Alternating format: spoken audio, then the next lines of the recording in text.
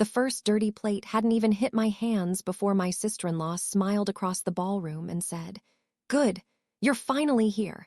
Now start clearing the tables." Conversation stopped. Dozens of faces turned toward me.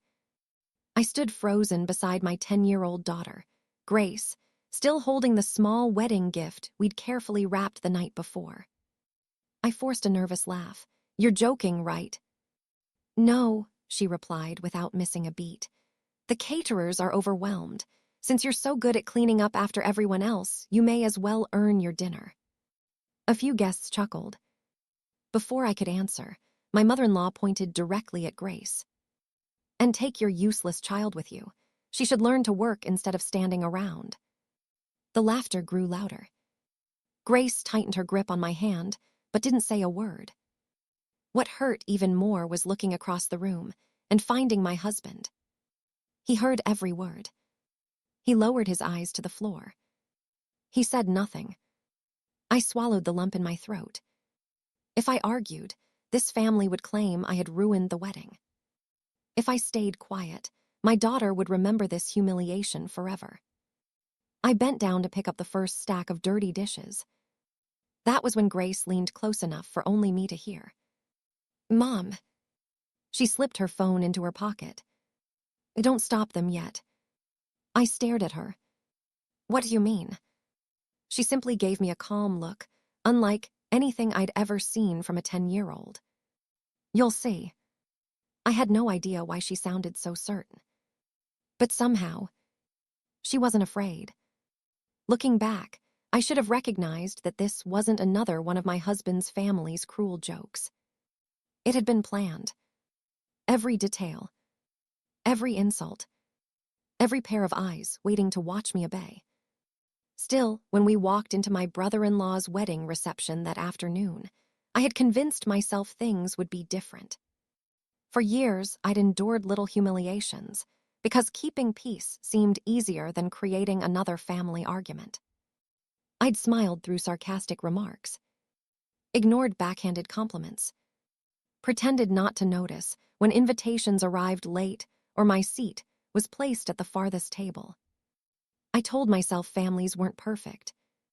Maybe if I stayed patient long enough, they would finally accept me. Grace deserved that chance. She deserved grandparents, cousins, and family photographs that included her instead of quietly pushing her to the edge of every picture. Instead, less than 5 minutes after we arrived, we had become the evening's entertainment. As I carried plates away from the nearest table, I noticed something strange.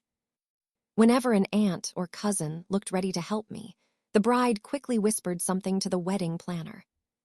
Within seconds, someone redirected those relatives elsewhere. Nobody stayed beside me for more than a few moments. It was as if someone wanted me isolated. I caught one elderly guest shaking his head in disbelief before looking away in embarrassment. Another guest quietly pulled out her phone, not to help, but to record. My cheeks burned. Grace walked beside me carrying empty glasses that were far too heavy for her small hands. She never complained. Instead, every few minutes, she casually checked her phone. Not texting. Not playing a game. Checking something. Her expression never changed. Finally, I whispered, "Grace, what are you doing?" She looked toward the stage, where the microphone stood beside the bride's table. Then she smiled, just enough for me to notice. "Just trust me a little longer, Mom." At that exact moment, I realized this humiliation wasn't unfolding by accident. And whatever my daughter knew was about to change everything. I leaned closer as we carried another tray toward the catering station. "Grace," I whispered, forcing a smile for the guests watching us, "what are you talking about? What am I supposed to trust?" She glanced around before answering. "I can't tell you yet. You have to. If I tell you now, they'll stop it before everyone sees." Her calm voice unsettled me more than the humiliation itself. She wasn't frightened. She was waiting. I looked at her for a long second, then nodded. "All right." She squeezed my hand, once before lifting another stack of glasses. I promise it'll make sense. For years, I'd told myself enduring this family's treatment was the price of keeping peace. Every Thanksgiving, I somehow ended up washing dishes while everyone else relaxed. Every Christmas, my carefully chosen gifts were met with polite smiles before being tossed aside for something more expensive. Whenever family photos were taken, someone always called Grace over a second too late. "Oh, we already finished." Or, "Maybe next picture." Eventually, she stopped asking to be included. The worst moments always came from my mother-in-law. She loved reminding everyone that I'd grown up with less money than the rest of the family. "Some people should be grateful we even invite them," she'd say with a smile. Once, after Grace spilled juice at a barbecue, she'd laughed loudly enough for everyone to hear. Charity cases never learn proper manners. No one defended us. Not even my husband. I kept believing things would improve. Instead, they only became bolder. A month earlier, my brother-in-law had called sounding desperate. "There are unexpected wedding costs," he'd explained. "The venue raised the final payment. We're embarrassed to ask, but could you help?" I didn't hesitate. I transferred nearly all the money I'd saved for a family vacation. "We'll figure something out later," I told Grace afterward. She never complained. She simply smiled and said, "Maybe helping them will make them nicer." I had hoped she was right. Now I was carrying dirty plates at the very wedding I'd helped finance. As I returned to another table, someone gently touched my elbow. It was Aunt Linda. Unlike the others, she wasn't smiling. "I'm so sorry," she whispered. "For what?" She looked nervously toward the bride before lowering her voice even further. "I heard something before the ceremony." "What did you hear?" She hesitated. "I shouldn't say." "Aunt Linda, if they realize I told you anything, they'll never forgive me." She glanced toward the head table, where the bride was laughing with my mother-in-law. Neither woman was watching the guests. They were watching me, waiting to see whether I would continue obeying. A chill ran through me. This wasn't about needing extra hands. It was about making sure everyone witnessed my humiliation. Grace quietly walked past us, pretending to collect empty glasses. As she did, I noticed her discreetly checking her phone again. The battery indicator was still nearly full. She slipped it back into her pocket without saying a word. Aunt Linda took a slow breath before leaning close enough that only I could hear. "You aren't cleaning tables because they needed help." She looked over her shoulder one last time. "You're cleaning them because they wanted everyone to watch." I barely had time to process Aunt Linda's warning before a sharp tap echoed through the speakers. My sister-in-law stood at the center of the dance floor with a champagne glass raised high. "Everyone," she called cheerfully, "can I have your attention for just a minute?" The conversations faded. Nearly every guest turned toward her. She smiled brightly, looking every bit like the radiant bride. "I just want to thank everyone who's made today so special." She began nomming the florist, the photographer, the caterers, her bridesmaids. Then her eyes found me. "And a very special thank you to Esther." A few guests clapped politely. She smirked. "She's finally contributing something useful to this family." The room erupted in laughter. "Without her," she continued, "these dirty tables would still be a disaster." More laughter. A few people exchanged uncomfortable looks, but no one interrupted her. I lowered my head and kept stacking plates. I refused to give her the satisfaction of seeing me cry. Then my mother-in-law snapped her fingers. "Grace." My daughter looked up. "There are still glasses on the head table." She pointed toward the stage. "Go collect them. At least make yourself useful." Several guests chuckled again. I reached for Grace's arm. "I'll do it." Grace gently shook her head. "It's okay, Mom." She picked up an empty tray and calmly walked toward the front of the ballroom. No one thought anything of it. She looked exactly like a child following instructions. The bride turned back toward her guests, smiling proudly as if she'd just delivered the funniest speech of the evening. I watched Grace step around the head table. Instead of gathering glasses, she continued walking, straight toward the stage. My heart skipped. "Grace," I whispered. She climbed the small steps without hesitation. The master of ceremonies frowned. "Sweetheart, where are you going?"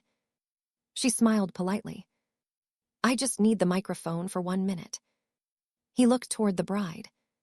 The bride's smile disappeared instantly. "Grace," she shouted, "get down from there." But Grace had already reached the microphone. She adjusted it to her height. The speakers crackled. "Excuse me, everyone." The ballroom became silent. Even the musicians stopped playing. Grace folded her hands neatly in front of her. "I wanted to give my aunt a wedding gift." The bride hurried toward the stage. "You don't touch that microphone." Guests turned in confusion. Some assumed the bride was simply trying to keep the reception on schedule. Others sensed something was wrong. Grace calmly removed her phone from her pocket. She connected it to the venue's sound system with a cable hanging beside the DJ's equipment. The DJ looked at her in surprise. "What are you doing?" She answered quietly, "Playing my gift." Before anyone could stop her, voices filled the ballroom. They weren't songs. They weren't congratulations. They were recordings. The bride laughed. "I can't wait to see Esther's face when we make her clean tables in front of everyone." Another voice followed. "My mother-in-law. She's too weak to refuse. She always obeys. Everyone will finally know her place." The laughter in the recording continued. Then came the bride again. "And make sure people record it. It'll be unforgettable." Gasps echoed across the ballroom. Several guests slowly turned toward the bride. The smile had vanished from her face. She lunged toward the DJ's table. "Turn that off." No one moved. She grabbed at the cable herself, but Grace calmly pressed pause before the bride could reach her. Silence filled the room. Every eye shifted between the bride and my daughter. Grace looked directly at her aunt. Her voice remained calm. That wasn't the part I wanted everyone to hear. The silence lasted only a second. Then the ballroom exploded. What was that? Did they really say that? I can't believe this. Guests stood from their chairs, talking over one another. Some stared at my sister-in-law in disbelief. Others looked at me with expressions that had completely changed from amusement to embarrassment. The bride's face turned pale. "She's lying," she shouted, pointing at Grace. "She edited those recordings." "I didn't edit anything," Grace replied quietly. "You little." "Enough." The sharp voice came from the groom. My brother-in-law stepped away from the head table, his eyes fixed on the bride. He looked genuinely confused. What recording was that? His bride forced a laugh. "She's a child. She probably downloaded voices from somewhere." No one laughed with her. Instead, several guests exchanged uncertain glances. My mother-in-law quickly stepped beside the bride. "Exactly. Children can do anything with phones these days." She turned toward Grace. "You should be ashamed of yourself." Grace didn't answer immediately. She looked at me first. I could tell she was making sure I was ready. The truth was, I wasn't. I had no idea where those recordings had come from. I knelt beside her. "Grace." She looked into my eyes. "I'm sorry I didn't tell you." "When did you record that?" "A few days ago." The room became quiet again. "I was making a video for Aunt Melissa." She nodded toward the bride. "She asked me to record decorations before the rehearsal dinner." The bride's expression froze. I forgot to stop recording when I put my phone in my pocket. Grace swallowed. They didn't know my phone was still recording. She looked down briefly before continuing. I heard them talking about you. My heart sank. I wanted to delete it.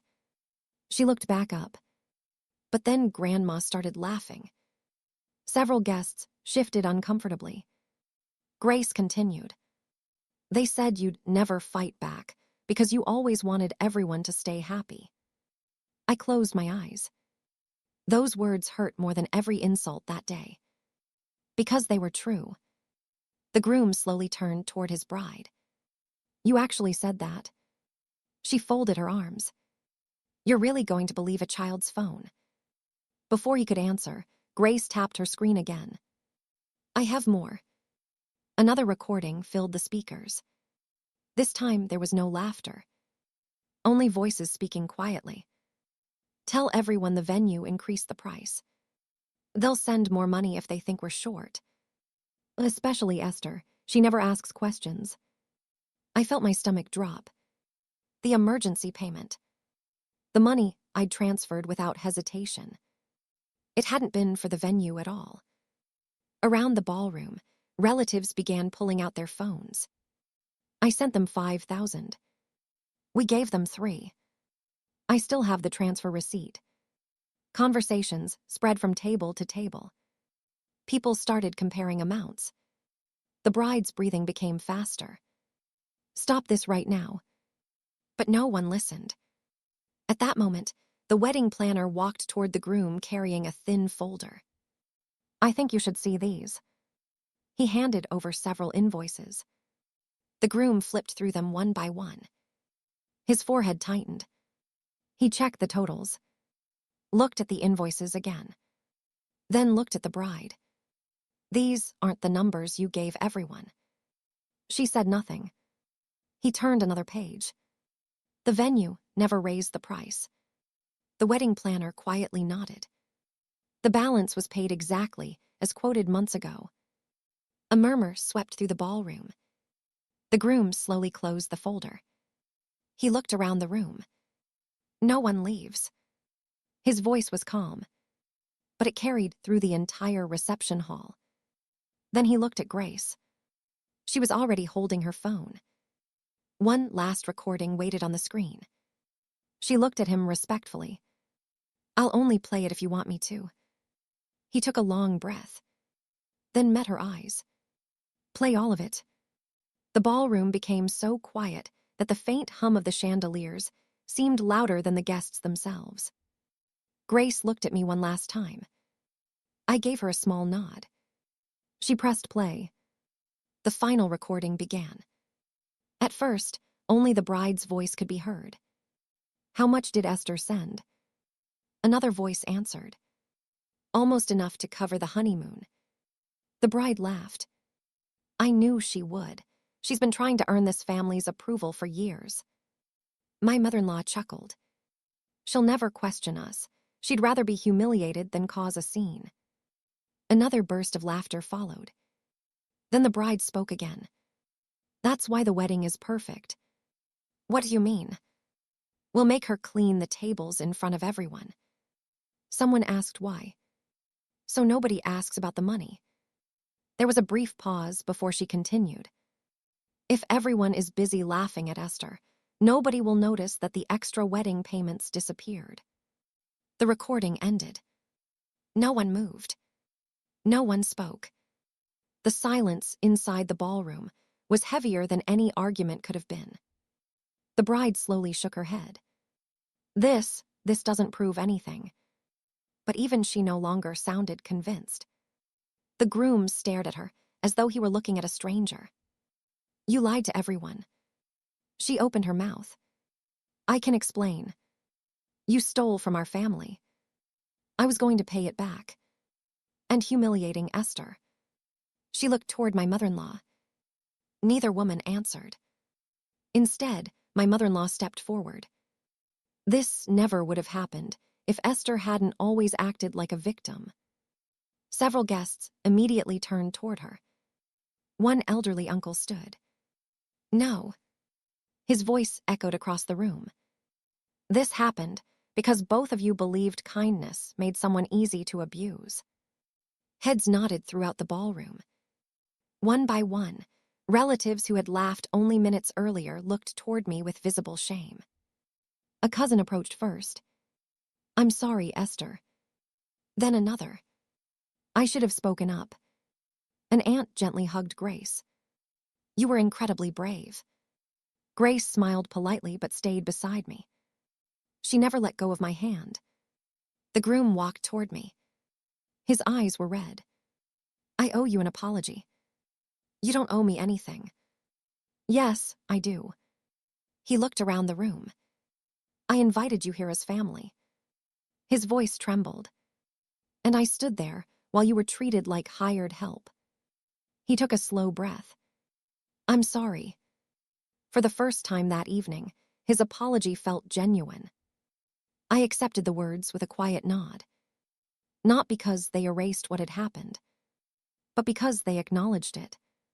Then I looked toward my mother-in-law. She still refused to meet my eyes. For years, I had imagined confronting her.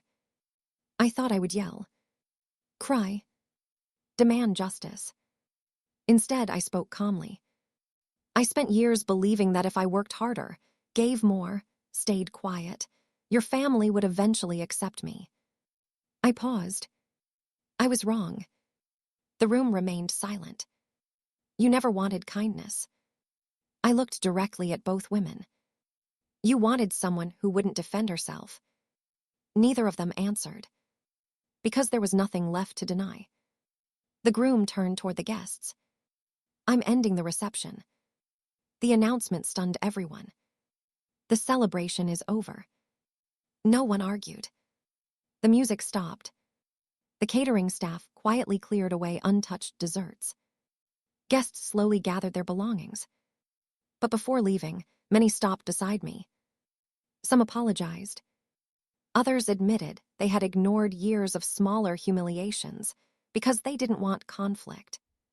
Several relatives immediately compared the amounts they had contributed toward the wedding. Transfer receipts appeared on phone screens. Bank confirmations were forwarded between family members.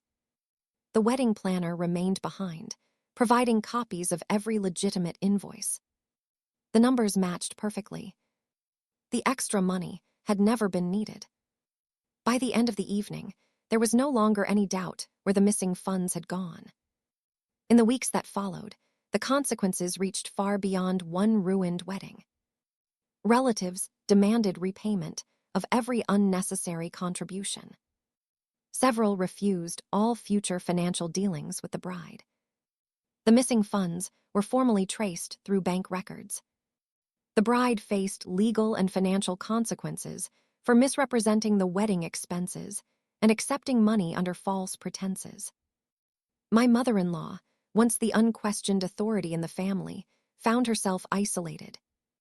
The same relatives who had once followed her opinion stopped inviting her to gatherings.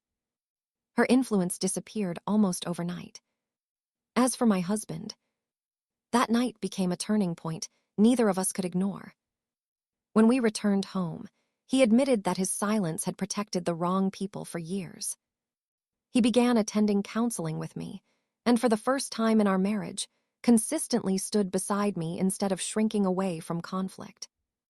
Trust wasn't restored overnight, but accountability finally replaced excuses. Grace returned to school, carrying herself differently. Not because she had embarrassed anyone, but because she had learned that protecting someone you love sometimes means speaking when everyone else stays silent. She was no longer the little girl, quietly pushed out of family photographs. She was the child who reminded an entire room that truth doesn't become less true because powerful people laugh at it. As for me, I never attended another gathering hosted by those relatives. I stopped chasing acceptance from people who measured worth by obedience. Instead, I built a life around people who respected honesty, kindness, and dignity without conditions. Months later, Grace asked me a question while we were putting away dishes after dinner. "Mom." "Yes." "Do you miss them?" I smiled gently. I miss the family I hoped they would become. She nodded thoughtfully. But not the family they really were. No, I answered, taking her hand. Not anymore. Together, we walked away from the people who had tried to make us feel small. And in doing so, we finally discovered that the greatest victory wasn't exposing their lies. It was refusing to carry their shame any longer.